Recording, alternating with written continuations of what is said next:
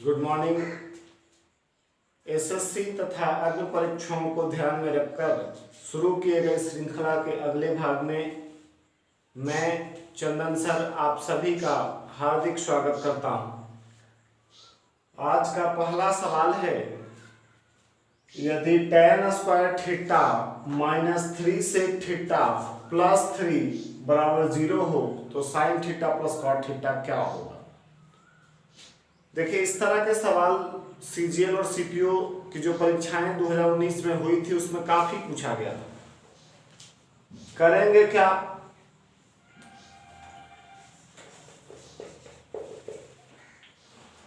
तो आपको पता होगा sec square theta minus tan square theta 1 होता है।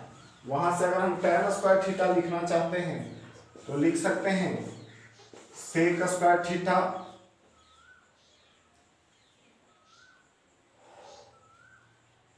कितना हो जाएगा, सेक स्क्वायर थीटा माइनस 1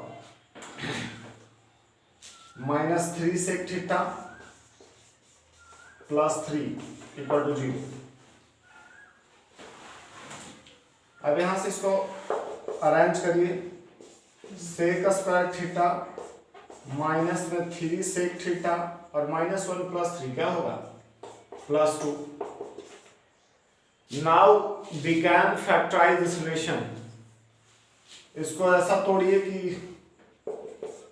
सेक स्क्वायर थीटा है ना, ये माइनस 2 सेक थीटा और minus sec theta plus 2 equal to 0।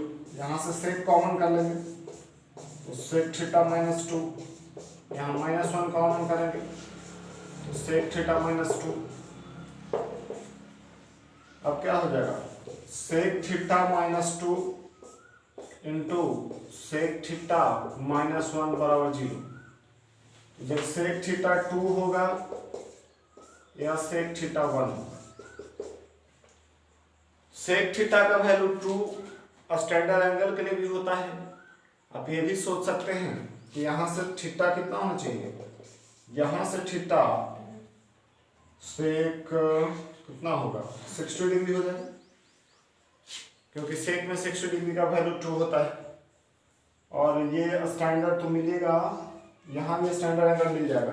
पहले एक से सॉल्व कर लेते हैं। कहता क्या है कि sine theta plus cot theta बताइए।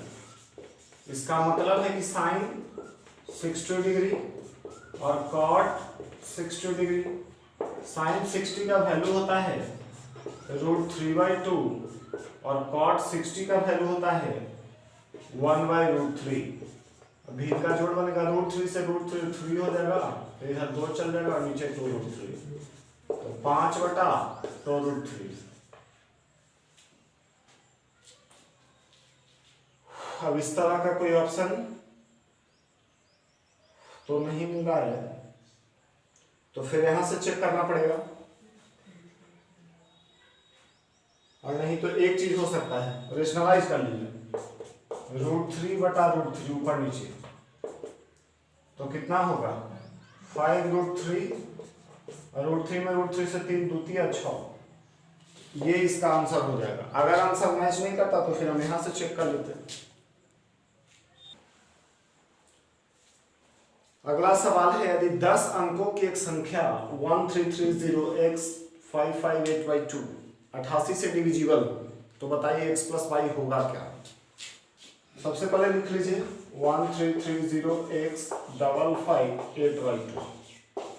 देखिए 88 को हम कैसे लिखते हैं, कई क्वेश्चन हम करवा चुके हैं पिछले वीडियो में भी, और चूंकि ये सवाल नए पैटर्न का है, बार बार पूछा जा रहा है अलग अलग परीक्षाओं में, इसलिए मैं बार बार करवा रहा हूं।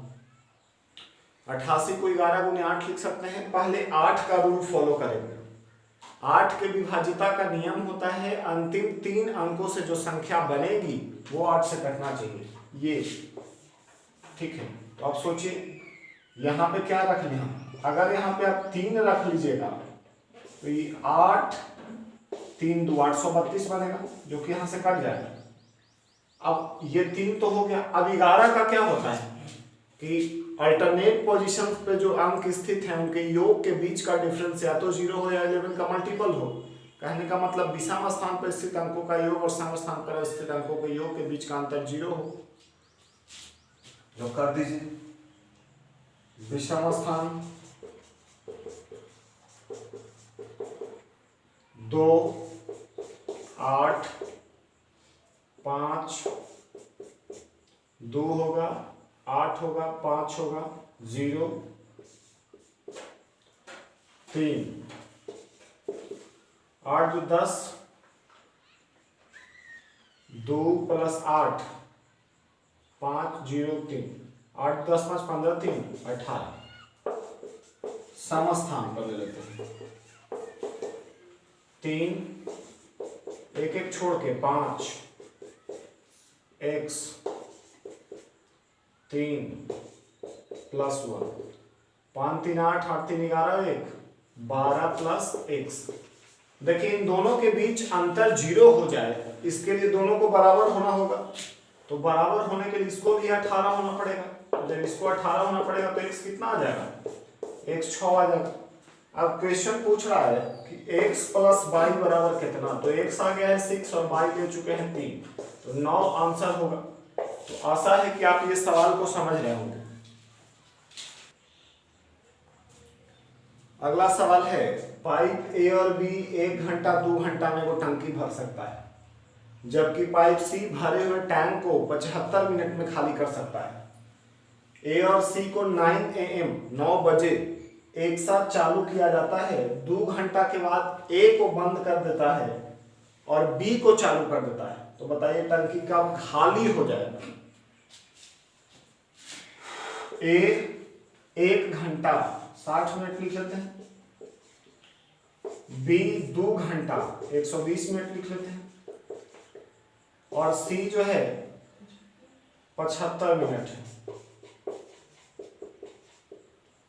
क्या करिएगा, एलसीएम लेंगे, तो एलसीएम कितना आएगा, इसका जब एलसीएम लीजिएगा तो मेरे हिसाब से होना चाहिए कितना 600, क्योंकि 60 दहा 120 25 75 80 सब कट जाएगा। यहां से सबका क्षमता निकाल लो। ए और बी जो है भरे वाला है और ये खाली करने वाला है, तो भरे वाला को प्लस लिखते हैं, खाली करने वाला को माइनस। 600 में 60 से +10 +5 और ये -8। क्या कहता है, ए और सी को 9 बजे एक साथ चालू किया जाता है, 2 घंटा तक चला, तो 2 घंटा ए + सी,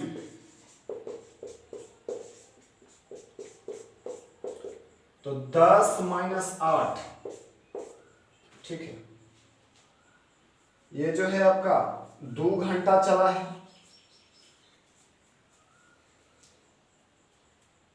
तो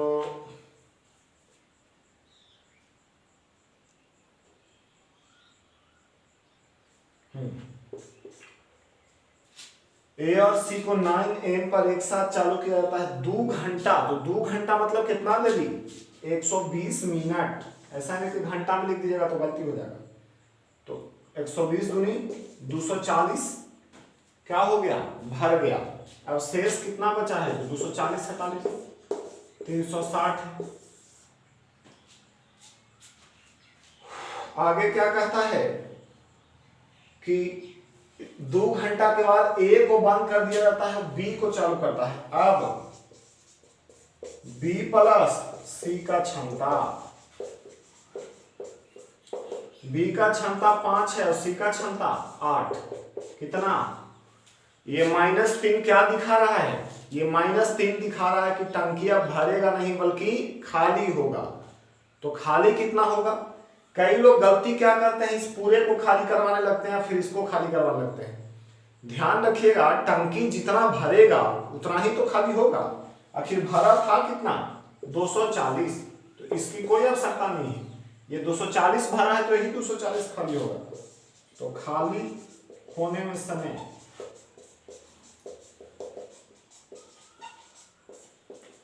240/3 यानी कितना 80 मिनट। 80 मिनट को हम लिख सकते हैं 1 घंटा 20 मिनट। आप जरा सोचिए 9 बजे कार्यक्रम शुरू हुआ था, 2 घंटा ये खाली दोनों काम किया और 1 घंटा 20 मिनट इन्हें, तो 9 2 11 1 12 20, यही इसका आंसर होना चाहिए। तो कौन होगा, ये हो जाएगा। अगला सवाल है कि यदि a square plus B square plus C square 21 है और a plus B plus C 7 है, तो इसका वैल्यू क्या होगा। तो अगर फॉर्मूला आपको पता है तो आप इस सवाल को बना सकते हो, नहीं तो फिर ट्रायल मेथड लगा सकते हैं।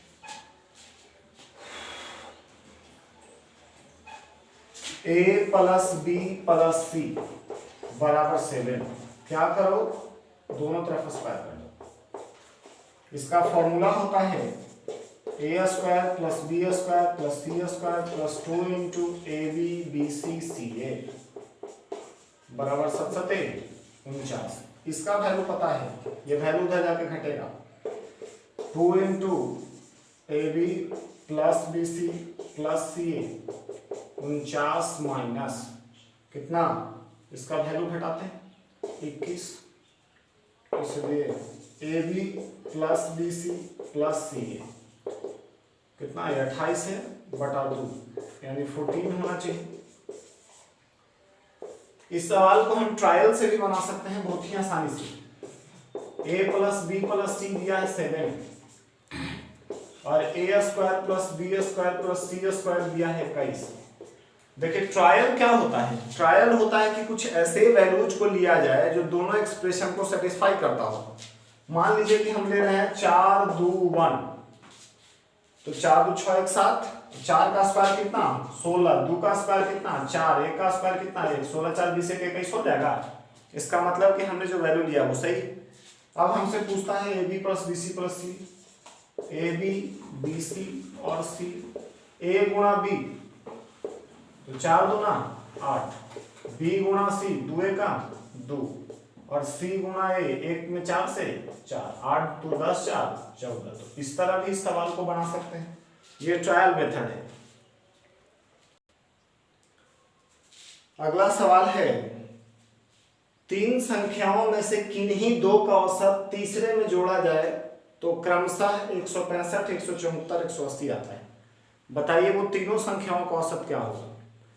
तो आप के लिए बेहतर होगा कि क्वेश्चन देखने के बाद वीडियो पॉज कर दीजिए, उस क्वेश्चन को बनाइए, आंसर कमेंट करिए और फिर सॉल्यूशन देखिए। 3 संख्या की बात हो रही है, हमने मान लिया कि वो 3 संख्या x y z है, करा किन्हीं 2 का औसत जब तीसरा से जोड़ रहे हैं, किन्हीं 2, मान लीजिए कि ये इसका औसत तीसरा से जोड़ते हैं तो कितना आ रहा है, तो 165 आता है। यहां से क्या हो जाएगा, यहां से हम लिख सकते हैं x plus Y plus 2j बराबर 165 दूनी 330। अगला कह रहा है फिर y प्लस जेड का औसत लेते हैं, y प्लस जेड बटा 2 किसमें जोड़े x में, तो आता है कितना 174। तो ये हो जाएगा y plus Z plus 2x बराबर 348। उसके बाद क्या होता है, इस बार फिर औसत लेते हैं किसका, z प्लस x का, और किसमें जोड़े y में, तब आता है कितना 180। तो z plus x plus 2y बराबर 180 दूनी 360। क्या करिए, सबको जोड़ दीजिए आप, 1x 2x और x कितना 4x 4y 4 होगा, 4x plus 4y plus 4z इधर जोड़ेंगे तो 8 और 6 4 10 3 13 के 3 3 3 6 3 9 938 हो जाएगा। 8 4 3 713 9 1 मिनट 9 1 10 हो जाएगा ना, 1038 हो जाएगा। अब यहां से x का मान आएगा, 4 का मान अगर कर लें x plus Y plus Z आ जाएगा, कितना हो जाएगा 1038 बटा 4, 1 मिनट 1038 होगा, इसलिए x plus Y plus Z बराबर 1038 बटा 4 है। लेकिन सवाल में इनका औसत पूछ रहा है तो औसत क्या होता है, जितना संख्या उतना से डिवाइड, तो 3 से और डिवाइड करना पड़ेगा औसत निकालना है अगर तब। ये 3 संख्या का योग है इसलिए 3 से आओ। अब आशा है कि इसको काट लीजिए, तो 4 3 12 हो गया, 12 8 96, तो 96 के बाद 4 3 12, 12 8 96 और 78 बचा है ना, तो ऐसा कुछ तो है नहीं।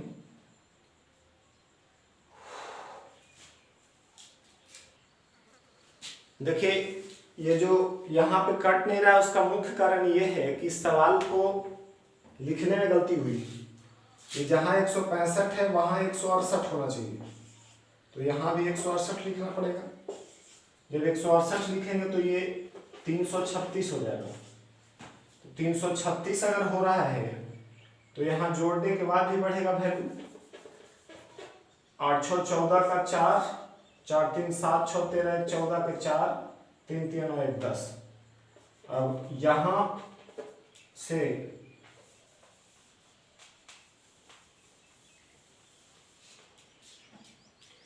ये 1044 है, तो 4 से कटेगा, 4 गुणिया 8, अब कितना 24, 4 6 24, 4 एकम 4। इसलिए औसत जब निकालना है 261 योग है, 3 वो संख्या है, कितना बात है 24 3 7 21, तो 87 आंसर हो जाना चाहिए, जो कि दूसरा ऑप्शन में है। तो वो दिक्कत इसलिए हो रहा था क्योंकि वैल्यू गलत लिखा गया था।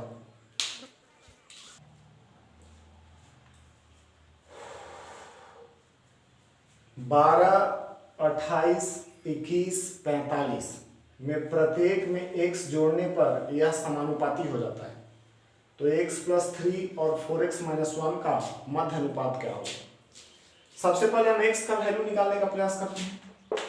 12 इसमें भी x जोड़ देते हैं, 28 इसमें भी x जोड़ देते हैं, समानुपात 21 में x और 45 में x।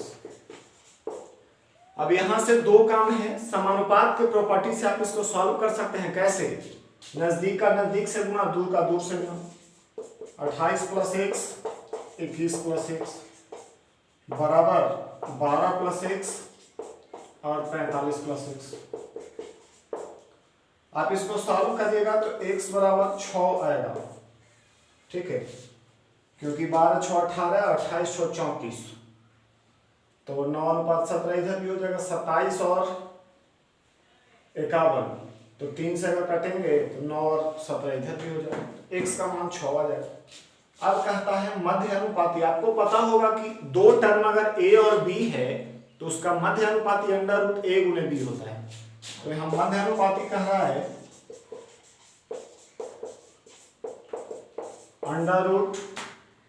√x + 3 और 4x - 1 √6 + 3 × 4x, 4 × 6 - 1, 6 3 9, और ये 4x + 1 रहे तो बेहतर हो। 24 1 25 हो जाएगा, तो 9 का 3 और 25 का 5, यानी 15 इसका आंसर आ जाएगा, जो कि यहाँ है। बिंदु A to 1 रेखाखंड BC को 2:3 के अनुपात में विभाजित करता है। B का कोऑर्डिनेट जो है 1 - 3 और C का इतना है। तो बताइए y कितना होगा। प्लस देखिए सबसे पहले सवाल क्या है। ये सवाल निर्देशांक ज्यामिति का है। एक रेखा है BC और इसमें कोई पॉइंट है A। इस A पॉइंट का कोऑर्डिनेट है 2 1, B का कोऑर्डिनेट है 1 - 3 और C का कोऑर्डिनेट है 4 5। किस रेशियो में बांट रहा है, 2:3। देखिए कोऑर्डिनेट ज्योमेट्री में दो तरह का फॉर्मूला होता है, एक अंतः विभाजन और दूसरा बाह्य विभाजन। जनरली सवाल अंतः विभाजन पर ही होता है, यहाँ भी वही सवाल है। एक लाइन है BC जिसको ये 2:3 के रेशियो में बांटता है, सबका कोऑर्डिनेट पता है। तो क्या करिए, हमको बाई ही निकालना है तो बाई कोऑर्डिनेट लगाते हैं। ये बाई, इसको अगर हम x1 बाई 1 मान लें, x1 बाई 1, x2 बाई 2, और ये इसका होता है xy मान लेते हैं, तो ये बाई निर्देशांक हो जाएगा बाई ऑफ a बराबर m by 2 plus n by 1 बटा m प्लस 1। ठीक है, कितना है इसका बाई 1, m, ये m है और ये n है, 2 बाई 2 की जगह बाई, n 3 बाई 1 की जगह -3 बटा m प्लस 1, 2 और 3 5, तिरछा गुणा करो, 5 बराबर 2y माइनस 9, इधर देखें 2y बराबर 9 5 14, 2 7, तो 7 इस सवाल का उत्तर होगा, जो कि चौथा ऑप्शन है। तो ध्यान रखिएगा कि m by 2 plus m by 1 बटा m plus n, mx2 plus mx1 बटा m प्लस n, ये दोनों उसका होता है। यदि 27x cube minus 343y cube divided by 3x minus 7y बराबर ax square plus by square plus 7cxy, तो 4a minus b plus 5c क्या होगा? देखिए सॉल्व कैसे होगा, पहले ये समझिए। ये 27x क्यूब है ना, इसको हम 3x का होल क्यूब लिख सकते हैं, और 343y क्यूब को 7y का होल क्यूब लिख सकते हैं, बटा 3x माइनस 7y बराबर में है ax स्क्वायर by स्क्वायर और 7cxy। ठीक है, अब a cube minus B cube क्या होता है, a minus B into A square plus A B, या A square plus B square लिख देते हैं, प्लस ए बी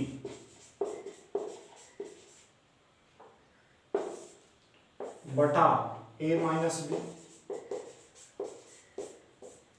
ये से ये कट जाएगा, ये बराबर में है ax square plus by square plus 7cxy, तो ये 3x का 9x स्क्वायर हो जाएगा, 49y स्क्वायर हो जाएगा, और 3 सत्ते 21xy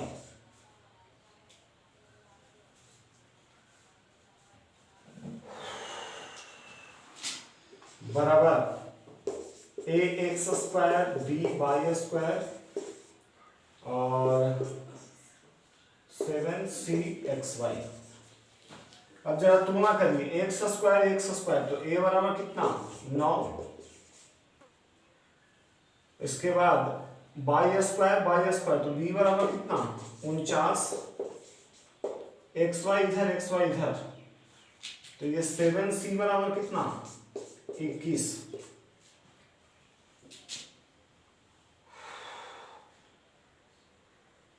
तो यहां से c का वैल्यू 3 हो जाएगा। अब क्वेश्चन पूछता था 4a minus B plus 5c, 4a 4 number 36 minus 49 5c 5 दिया 15, तो 4 नंबर 36 और 15 51 में से 49 गया, 2 आना चाहिए, जो कि चौथा ऑप्शन है। तो हमने किया क्या है, यहां से यहां बस इक्वेट कर दिया है।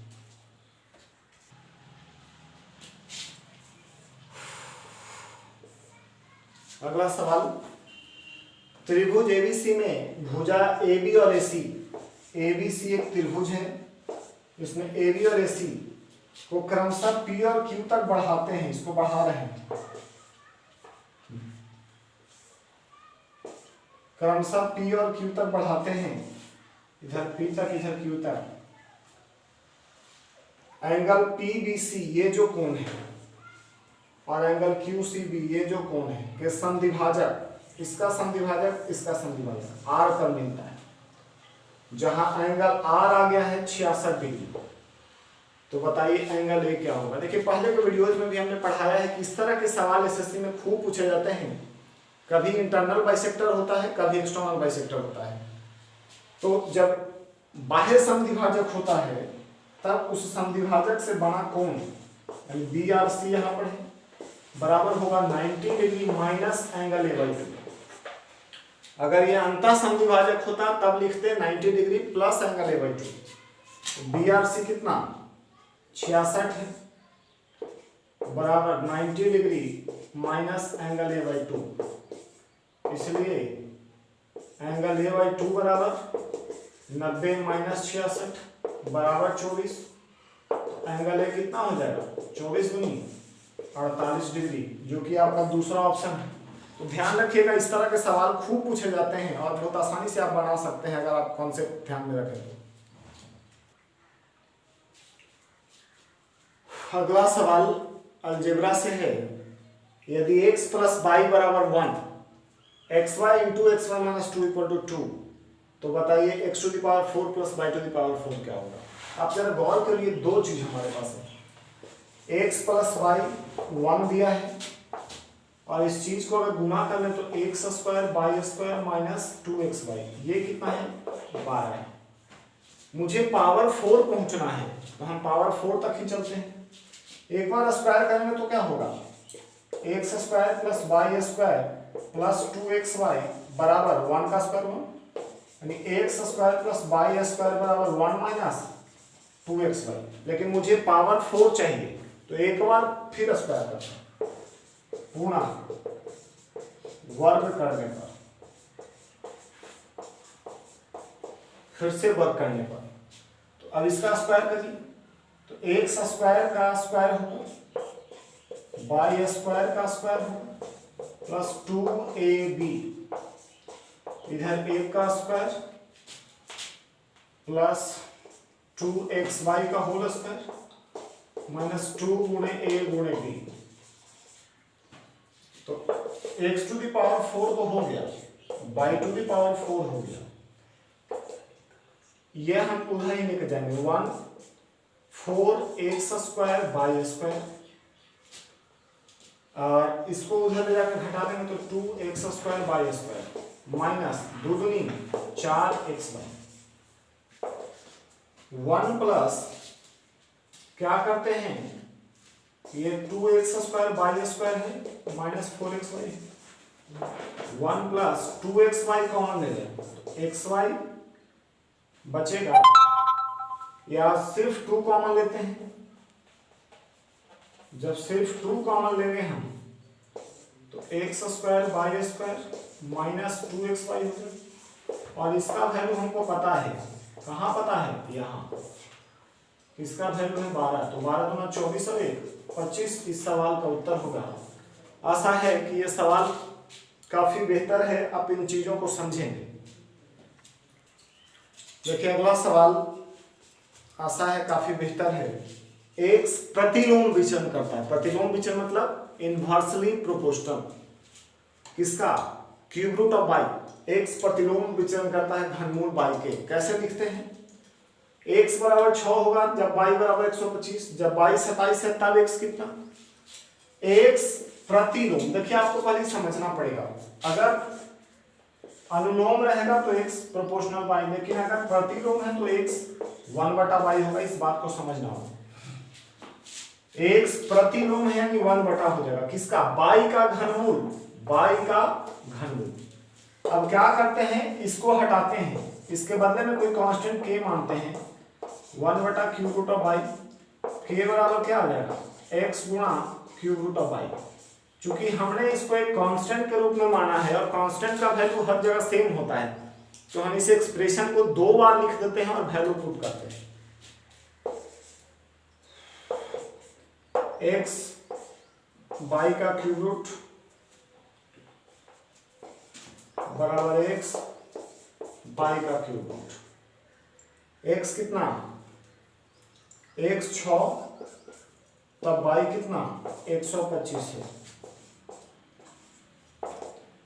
x निकालना है और y कितना 27 का क्यूब, 6 गुणे 5 27 का 3, 3 दूनी 6, 5 दूनी, तो x बराबर कितना आ जाएगा, ये 10 आ जाना चाहिए, क्योंकि पहला ही ऑप्शन है।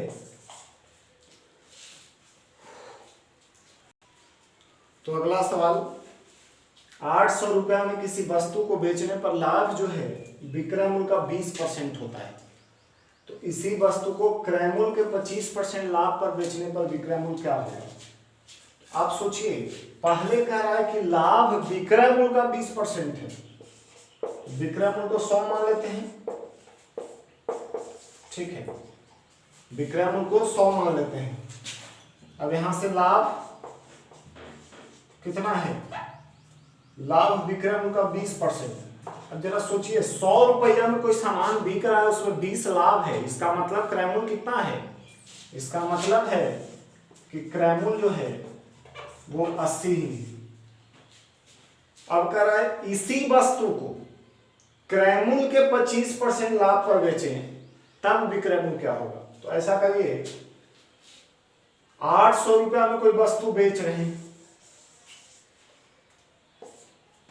हम लोग कहेंगे तो 100 में बिक रहा है, क्रय मूल्य निकालने के लिए 80 से गुना होगा। 800 रुपया में किसी वस्तु को बेचने पर लाभ विक्रय मूल्य का 20%, तो विक्रय मूल्य अगर 100 है तो लाभ 20 है, यानी क्रय मूल्य 80 है। तो यहां से क्रय मूल्य निकल जाएगा कितना? 2 जीरो से 2 जीरो, 640।